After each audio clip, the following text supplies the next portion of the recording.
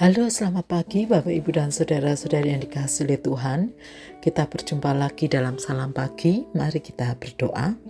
Tuhan, terima kasih untuk hari yang baru. Dan biarlah kami boleh dengan rasa syukur dan sukacita kami belajar kebenaran firman-Mu.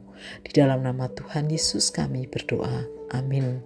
Bapak, Ibu, dan Saudara, kita akan membaca firman Tuhan dari kitab Bilangan pasal 9 demikian. Tuhan berfirman kepada Musa di padang gurun Sinai pada bulan yang pertama tahun yang kedua sesudah mereka keluar dari tanah Mesir. Orang Israel harus merayakan Paskah pada waktunya. Pada tanggal 14 bulan ini, pada waktu senja, haruslah kamu merayakan pada waktu yang ditetapkan. Menurut segala ketetapan dan peraturannya, haruslah kamu merayakannya. Lalu Musa menyuruh orang Israel merayakan Paskah. Mereka pun merayakan Paskah pada bulan pertama, tanggal 14 bulan itu, pada waktu senja di padang gurun Sinai, tepat seperti yang diperintahkan Tuhan kepada Musa.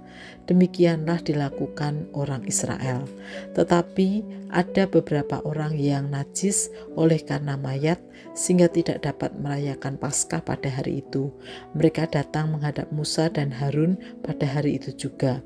Mereka berkata kepadanya, "Kami memang najis karena mayat. Mengapa kami dicegah membawa persembahan bagi Tuhan di tengah-tengah orang Israel pada waktu yang ditetapkan?" Lalu jawab Musa kepada mereka, "Tunggu dulu, aku hendak mendengar apa yang akan diperintahkan Tuhan mengenai kamu." Lalu berfirmanlah Tuhan kepada Musa, "Katakanlah kepada orang Israel, apabila salah seorang di antara kamu atau keturunanmu najis karena mayat atau dalam perjalanan jauh, ia juga harus merayakan Paskah bagi Tuhan. Pada bulan kedua tanggal 14 pada waktu senja, haruslah orang-orang itu merayakannya. Mereka harus memakannya dengan roti tidak beragi dan sayur pahit. Janganlah mereka meninggalkan sebagian darinya sampai pagi, dan satu tulang pun tidak boleh mereka patahkan. Mereka harus merayakannya menurut segala ketetapan Paskah. Sebaliknya, orang yang tidak najis dan tidak dalam perjalanan tetapi halal merayakan Paskah, orang itu harus dilenyapkan dari antara orang-orang sebangsanya, sebab ia tidak membawa persembahan bagi Tuhan pada waktunya. Orang itu akan menanggung akibat dosanya. Apabila seorang pendatang yang telah menetap padamu hendak merayakan Paskah bagi Tuhan, haruslah ia merayakannya menurut segala ketetapan dan peraturan Paskah.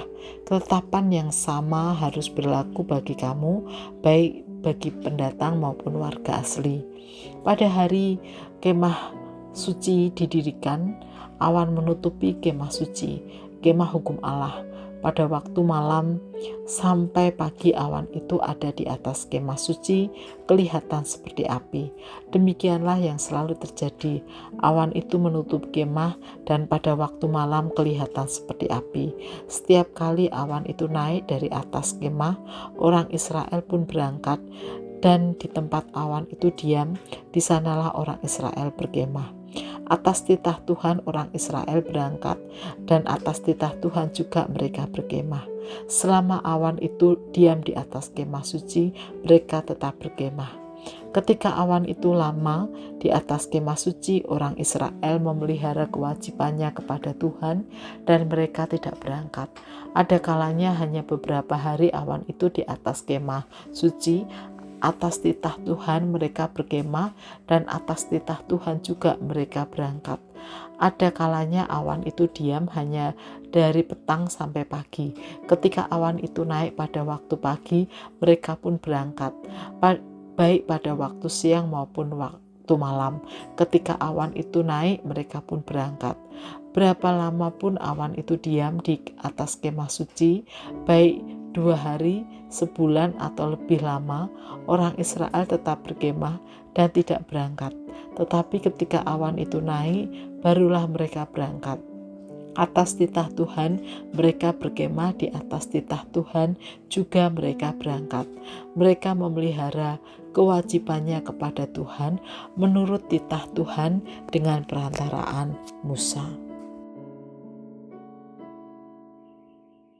Bapak, Ibu, dan saudara-saudari yang dikasihi oleh Tuhan, minggu-minggu ini kita memasuki Minggu Prapaskah. Minggu-minggu yang mengingatkan kita akan kasih Tuhan di dalam Tuhan Yesus yang telah menyelamatkan kita. Dalam Perjanjian Lama, yaitu Paskah pertama, memperingati hari di mana Tuhan membebaskan bangsa Israel dari perbudakan di Mesir, sehingga mereka menjadi umat yang merdeka sebagai umat Tuhan. Bapak, Ibu, dan saudara-saudara yang dikasihi oleh Tuhan, karena itu betapa pentingnya peristiwa itu sehingga mereka diwajibkan untuk merayakan Paskah tanpa kecuali. Setiap orang wajib merayakan Paskah. Karena Paskah yang mereka rayakan sebagai wujud iman mereka kepada Allah yang telah membebaskan mereka.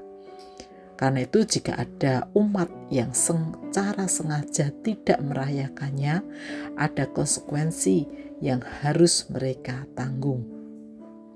Merayakan Paskah juga menjadi tanda penyertaan Tuhan atas perjalanan umat Tuhan. Bukti yang Allah nyatakan ialah melalui tiang awan dan tiang api dalam perjalanan umat Israel menuju tanah perjanjian. Tuhan tidak pernah meninggalkan umatnya. Bagaimana dengan kita sebagai umat yang telah ditebus oleh Tuhan Yesus? Tentu sudah seharusnya kita merayakan Paskah. Mari di minggu-minggu Prapaskah ini kita gunakan untuk merenungkan sejenak penyertaan Tuhan dalam hidup kita. Ya, meski kadang tidak selalu mudah perjalanannya, tapi mari kita mengingat bahwa Tuhan tidak pernah meninggalkan kita. Tuhan tetap menyertai hidup kita. Karena itu biarlah melalui perenungan kita di masa Prapaskah ini, kita terus dikuatkan dan bersemangat dan memperbaharui diri menjalani hari-hari yang Tuhan percayakan. Mari kita berdoa. Tuhan, kami bersyukur bahwa Engkau menyelamatkan kami. Engkau memberikan hidup baru kepada kami. Kami bersyukur Tuhan Yesus bangkit, sehingga ada hidup, ada keselamatan bagi hidup kami. Dan biarlah minggu-minggu Prapaskah Tuhan menolong kami untuk merenungkan betapa penyertaan Tuhan luar biasa atas hidup kami di tengah segala gumul juang kami, sehingga melalui perenungan itu kami boleh tetap dikuatkan. Di dalam nama Tuhan Yesus kami berdoa dan mengucap syukur. Amin.